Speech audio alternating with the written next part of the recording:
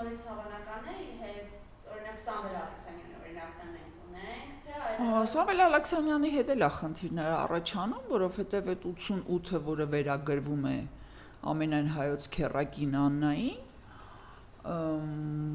նրանք հիմա փորձում են Երևան City-ին դուրս մղել շուկայից եւ հասցնել էլ վիճակի, որ Ալեքսանյանների ընտանիքը ստիպված է լինելու կամ վաճառի կամ նվիրի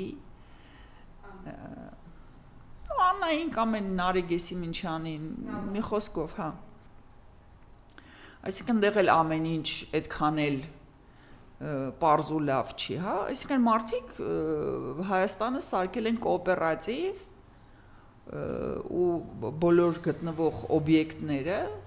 կոմերցիոն եւ ոչ կոմերցիոն, նրանք փորձում են յուրացնել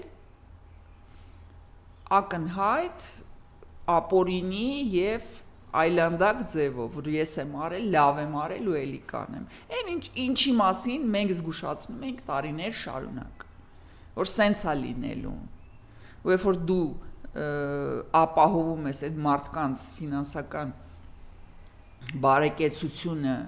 անունը դնելով, որ օգնում ես Հայաստանին, այսօրը պետք է գար ու այդ օրը եկել է։ Եվ կրկնում եմ, Սամվել Կարապետյանը շատ սխալ ընտրություն էր, որովհետև Սամվել Կարապետյանի մեջքին արդեն կանգնած են ուժեր, որոնց Նիկոլը կարող է չմարսի։ Ու